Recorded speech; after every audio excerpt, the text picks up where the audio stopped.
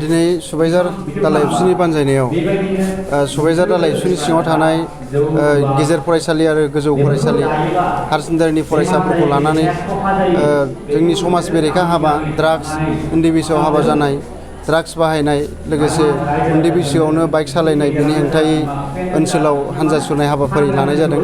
फरायसाफोरनि सांग्रांथि हानजा सुरनाय बे हाबाफारिखौ लानाय जादों। जोङो नोजोर होबाय थादों दुलाराय बर' फरायसा आफादा जोंनि बर' समाजाव बेफोरबायदि जि ड्राग्स बाहायनाय बा फेग्रा बेसाद बाहायनाय बेयो बांनायनिफ्राय बांबोनो हमदों। ड्राग्सजों लोगोसे गान्जा जोंनि निसा बेसाद बाहायनाय बायदिसिना निसा बेसाद बाहायनाया जोंनि समाजनि फरायसाफोरनाव बांनायनिफ्राय बांबाय थानो हमदों। गोबां एमइ स्कुलाव फरायनाय हाइ स्कुलाव फरायनाय कलेज फरायनाय हायार सेकेन्डारि फरायनाय फरायसाफ्रा बेबायदि दिनै निसा बेसाद बाहायनानै गावनि मोननो गैयै समखौ फरायसा समखौ बिथांमोना आद्रि खालामनायखौ जोङो नुगासिनो दङ आरो गोबां फरायसाफ्रा बेबायदि निसा बेसादनि थासारिजोंनो रुंसारि जानायखौ जों नुगासिनो दङ। नोंथांमोननि चेनेलनि गेजेरजोंबो जोङो नुगासिनो दङ। गोबां फरायसाफ्रा जौ लोंनानै पार्टि खालामनानै दैमायाव दुगैहैयो बेवहायनो गब'नानै थैयो। CIUTआव फरायनाय दिनै कलेजाव फरायनाय इउनिभारसिटियाव फरायनाय फरायसाफ्रा बिनि थासारिजों गावनि जिउखौ खोमानानै लानाय बे थासारिया जागासिनो दङ बर' समाजाव। दा बेखायनो बे थासारिया जोंनि सुबाइजार ओनसोलावबो फेग्रा बेसाद बाहायनाय फरायसाफोरनि बे बांनायनिफ्राय बांबोनो हमदों। गोबां फरायसालियाव फरायसाफ्रा स्कुलाव फैनायाव पकेटाव थांखु थेमा लानानै फैयो। बे थासारिखौ फोरोंगिरिफ्रा जोंनो फोरमायदों आरो गोबां गथ'फ्रा स्कुलाव फैयो न'निफ्राय ओंखारबोयो स्कुलाव फैनो होननानै नाथाय लामा ससेयावनो बियो थाबोनानै गान्जा सोबो ड्राग्स लायो ड्राग्सनि सिरिन्ज लायो। बेबायदि थासारिया जोंनि समाजाव जागासिनो दङ। दा बेखायनो बे समाजखौ जोङो गोग्गो खालामनो थाखाय निसा बेसादखौ जोङो उदां खालामनांगोन।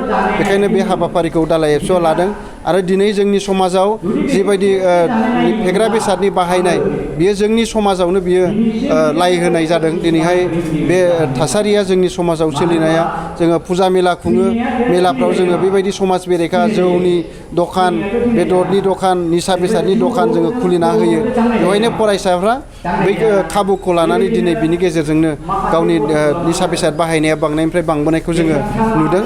दा बेखायनो फरायसाफोरखौ जोङो दिनै खावलायदों साफ्रोमबो फरायसा लाइमोनफ्रा निसा बेसादनिफ्राय उदां जानांगोन। गावनि जिउखौ लांनो थाखाय दिनैनि स्मार्ट जुगजों मेरिट जुगजों डिजिटेल जुगजों गावनि क्वालिटिखौ लांनो थाखाय गावनि रोंनायखौ लांनो थाखाय गावनि फिउचार केरियारखौ लांनो थाखायबा जोङो बै ड्राग्स बायदि फेग्रा बेसादनिफ्राय गोजानाव थाथारनांगोन। दिनै जोङो उन्दै बैसोआव हाबा जानायखौ बांनायनिफ्राय बांबोबाय थानाय नुनो मोन्दों। जोंनि बिजनियावनो गोबां जोङो थासारि मोनबाय 9, 10आव फरायनाय गथ'आ हाबा जायो। नोङो जेबो रोंस्लाबा ओंखाम संनो खुरनो जेबो आखल आखु रोंस्ला बेयावनो उन्दै बैसोआवनो हाबा जाबाय थानायखौ जोङो नुदों। दिनै बेबायदि थासारिया जाबाय थायोबा जोंनि समाजाव लेखा गोरोंनि अनजिमाया खमायलांगोन। जोंनि गेजेराव जाफुंसार फरायसानि आंखाल जागोन लेखा गोरोंनि अनजिमाया आंखाल जागोन। दा बेखायनो उन्दै बैसोआव हाबा जानायखौ जोङो फोजोबनांगोन।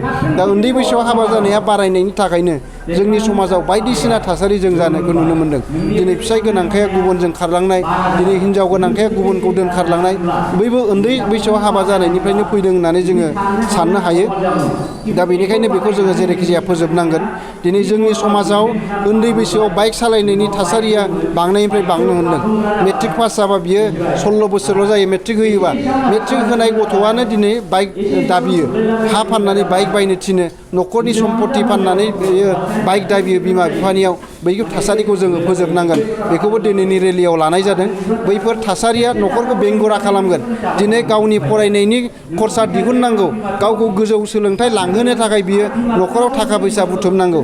नाथाय बे फरायसाफ्रानो दिनै न'खरनि धोन सम्पति फानहोनानै बाइक दाबिनानै बाइक सालायनायखौ जोङो बाइक बिनानै सालायनायखौ जोङो नुनो मोन्दों आरो जोंनि बिजनि ओनसोलावबो गोबां जादों बेबायदिया। दा बेनिखायनो बैफोर थासारिफोरखौ जोङो फोजोबनांगोन। बेखायनो फरायसाफोरखौ जोङो खावलायदों खुला खुलि जोङो दिनैनि थारिखआव फरायसाफोरखौ खावलायनांगोन। बैफोर थासारिनिफ्राय जोङो उदां जानांगोन आरो जोङो फरायसाफोरखौ एसे बुजायनायजों लोगोसे एसे गोख्रोङैबो होबथानो थाखाय जोङो दख'रा आफादा थांखि लाबाय थादों। दिनै बेखौ जों लाइ होबाय थायोबा समाजाव बांनायनिफ्राय बांगोन। उनाव मोजां मानसिनि मोजां सानग्रा मानसिफोरनि जायगा गैया जालांगोन बे समाजाव। जुदि जोङो दानो जुदि जाहांनायावनो दा बारायहांनायाव जुदि जों फोजोबखायाब्ला बेनिखायनो बे हाबाफारिखौ जोङो मोनफ्रोमबो दालाइ एबसुखौबो लानो थाखाय खावलायगोन बे दिनै सबायझाराव लानाय बायदि रेलिखौ दा बेखायनो जि जोंनि समाजनि जायखिजाया समाज बेरेखा हाबा बेखौ फोजोबनांगोन समाजनिफ्राय गोग्गो समाज दानो थाखाय आरो बड'फा उपेन्द्रनाथ ब्रह्मआ बेखौनो बुंलांदोंमोन जे गोग्गो समाज दानांगोन बर' हारिया जोङो मास्टार हारि जानांगोन जोङो गुबुनखौ फोरोंनो हानाय जोङो रल मडेल जानानै गुबुनखौ फोरोंनो हानाय जोङो हारि जानांगोन जोङो नाथाय जोङो दानि थासारिखौ नायोबा बड'फानि सानस्रि आरो सानथौनि उल्था थांनाय बायदि नुयो दिनै समाजखौ गोग्गो खालामनो नागिरदों नाथाय मोनसे थाखोआ दिनै समाजखौ गुबुंले खालामनो नागिरो एबसुआ जोङो समाज फोसाबनायनि खामानि मावो नाथाय मोनसे आथाला दिनै समाज जोबस्रांनायनि खामानि मावो दा बेखायनो जोङो समाजनि साफ्रोमबो फरायसा जाखांबोनाय लाइमोन कलेज फरायफुनाय लाइमोनफोर कलेज इउनिभारसिटि फरायफुनाय लाइमोन बिथांमोनाबो रल लानांगोन बेखौ फोजोबनायाव आरो समाजनि सानसुमै फोरोंगिरि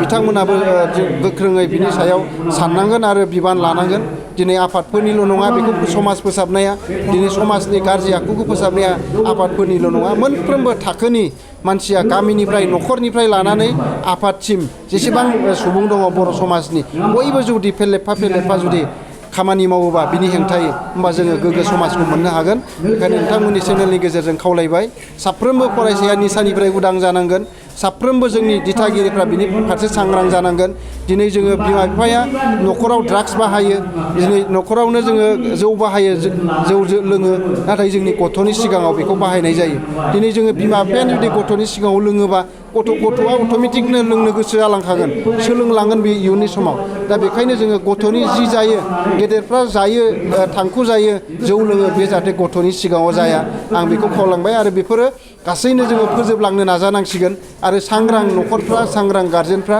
बेनि फारसे साननायखौ जोङो नुबोगासिनो दङ बेनिखायनो साफ्रोमबो दिथागिरिफ्रा गाव गावनि गथ' गथायफोरखौ मोजाङै नोजोर लाखिनानै बेबायदि ड्राग्स बायदि फेग्रा बेसाद समाज बेरेखा हाबानिफ्राय गोजानाव गावनि गथ' गथायखौ दोननो थाखाय गोख्रोङै खामानि मावगोन नोजोर होगोन जोङो बेखौनो खावलायबाय आरो समाजनि सानसुमै फोरोंगिरि गामि आफाद गासैबो गेदेमाफोरखौ जोङो बेनि फारसे सांग्रां जानानै सांग्रांथि लाबोनो आरो गाव गावनि लेभेलावबो खामानि मावनो थाखाय नोंथांमोननि चेनेलनि गेजेरजों जोङो खावलायबाय বাজাজ মটৰচাইকেল ল'ম বুলি ভাবি থকা ব্যক্তিসকলৰ বাবে এটি সুখবৰ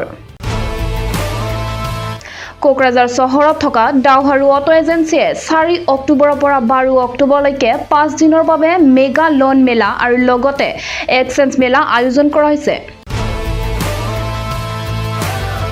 যিসকল ব্যক্তিয়ে বাজাজ মটৰচাইকেল ল'বলৈ বাট চাই আছে সেই সকল ব্যক্তিয়ে অতি কম দামতে বাজাজ মটৰচাইকেল সংগ্ৰহ কৰিব পাৰিব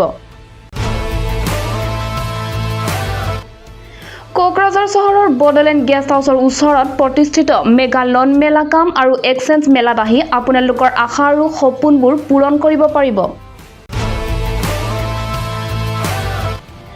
ডাউহাৰু অটো এজেন্সিয়ে কিনোতাসকলক আৰচি আৰু ইঞ্চুৰেঞ্চ পেপাৰ লৈ মাত্ৰ 7,999 টকাৰ বিনিময়তে লোৱেষ্ট ধন পৰিশোধ দি মটৰচাইকেল সংগ্ৰহ কৰিব পাৰিব আৰু 1000 টকা আগতীয়াকৈ দি মনৰ পছন্দমতে বুকিং কৰি ৰাখিব পাৰিব কোকৰাঝাৰ চহৰৰ ডাউহাৰু অটো এজেন্সিৰ লগতে কাৰিগাঁও ফেষ্টিভেল আউটলেট আৰু Dotma festival outlet Bhotgaon festival branch শ্ব'ৰুমবোৰতো মেগা লোন কাম আৰু এক্সচেঞ্জ মেলা আয়োজন কৰা হৈছে গতিকে মটৰচাইকেল কিনিবলৈ আকৰ্ষিত গ্ৰাহকসকল আপোনালোকৰ পছন্দৰ মটৰচাইকেল কিনিবলৈ পাব যিসকল ব্যক্তি মটৰচাইকেল কিনিবলৈ আগ্ৰহ বা চলাবলৈ আশা ৰখা ব্যক্তিসকলক কোকৰাঝাৰ ডাউহাৰু অটো এজেন্সি শ্ব'ৰুমে এটি ভাল অফাৰ ৰাইজলৈ প্ৰদান কৰিছে অফাৰবোৰ হ'ল 5 লিটাৰ পেট্ৰল ফ্ৰী মটৰচাইকেল লগত 2টা হেলমেট ফ্ৰী মটৰচাইকেল কিনোতাসকলক বিনামূলীয়াকৈ ইঞ্চুৰেঞ্চ প্ৰদান কৰা হ'ব মেগা লোন কাম এক্সচেঞ্জ মেলাত মটৰচাইকেল কিনোতাসকলক এবছৰৰ বাবে বিনামূলীয়াকৈ মটৰচাইকেলখন ৱাশ্বিং কৰি দিয়া হ'ব অতি বিশেষ জানিবলৈ 6000399187 আৰু 8822018193 নম্বৰলৈ যোগাযোগ কৰিবলৈ পাৰিব